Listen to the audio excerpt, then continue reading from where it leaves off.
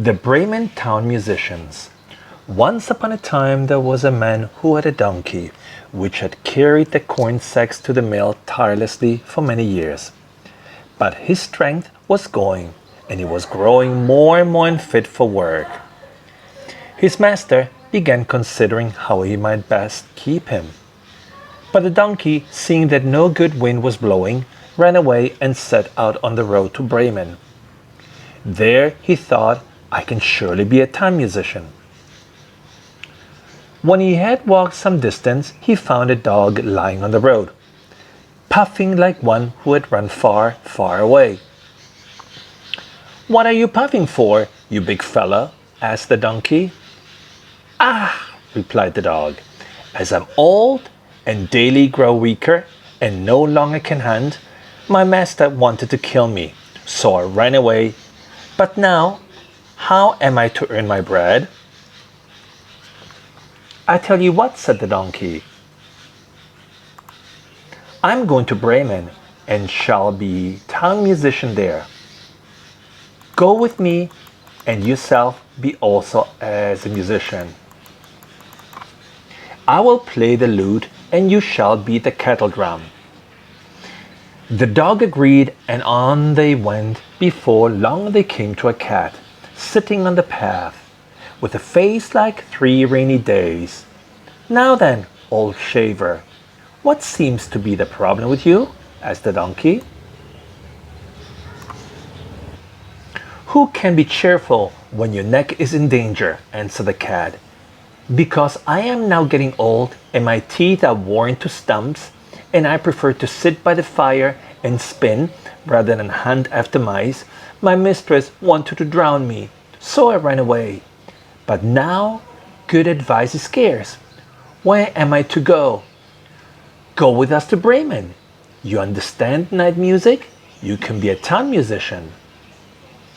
The cat thought well of it and went with them.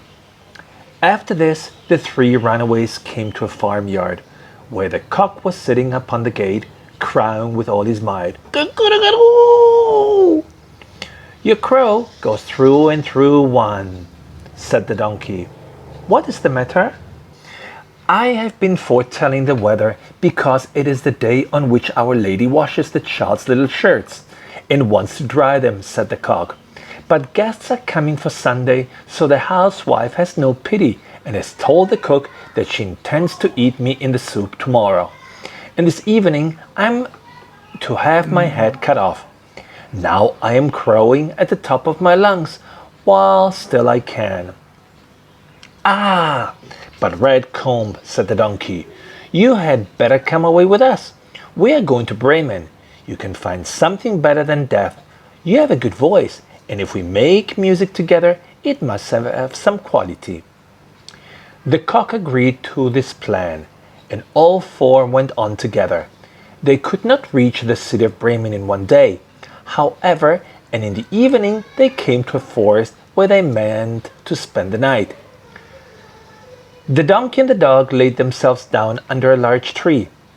The cat and the cock settled themselves in the branches, but the cock flew right to the top, where he was most safe. Before he went to sleep, he looked round on all 4 sides, and thought he saw in the distance a little spark burning. So he called out to his companions that there must be a house not far off, as he saw a light. The donkey said, "If so, we had better get up and go on, as the shelter here is bad." The dog thought too that a few bones with some meat on would do him good. So they made their way to the place where the light was, and soon saw it shine brighter and grow larger, until they came to a well-lighted robber's house. The donkey, as the biggest, went to the window and looked in. "What do you see, my grey horse?" asked the cock. "What do I see?" answered the donkey. "A table covered with good things to eat and drink, and robbers sitting at it enjoying themselves." "That would be the sort of things for us," said the cock. Then the animals discussed together how they should manage to drive away the robbers, and at last they thought of a plan. The donkey was to place himself with his 4 feet upon the window ledge. The dog was to jump on the donkey's back. The cat was to climb upon the dog. And lastly, the cock was to fly up and stand upon the head of the cat. When this was done at a given signal, they began to perform the music together. The donkey brayed, hee-haw, hee-haw. The dog barked, ruff, ruff, ruff. The cat meowed, mew, mew, mew. And the cock crowed, "Cuckoo-cuckoo, cuckoo-cuckoo." Then they burst through the window into the room, shattering the glass. At this horrible noise, the robbers jumped up, thinking no otherwise than that a ghost had come in, and ran in a great fright out into the forest. The four companions now sat down at the table happily with what was left, and ate as if they were going to fast for a month. As soon as the four musicians were done, they put out the light, and each looked for himself a sleeping place according to his nature and what was best for him. The donkey laid himself down upon some straw in the yard, the dog behind the door, the cat next to the fireplace near the warm ashes, and the cock rested himself upon a beam of the roof, and being tired from their long walk, they soon went to sleep. When it was past midnight, and the robbers saw from afar that the light was no longer burning in the house, and all appeared quiet, the captain said, "We shouldn't have let ourselves be frightened," and ordered one of them to go and examine the house. The messenger, finding all quiet, went into the kitchen to light a candle, and taking in the glistening fiery eyes of the cat for live coals, he held a lucifer match to them to light it. But the cat did not understand the joke, and flew in his face, spitting and scratching. He was extremely frightened and ran to the back door. But the dog who lay there jumped up and bit his leg, and as he ran across the yard by the dunghill, the donkey gave him a smart kick with its hind foot. The cock too, who had been awakened by the noise, had become lively, cried down from the beam, "Cock-a-doodle-doo!"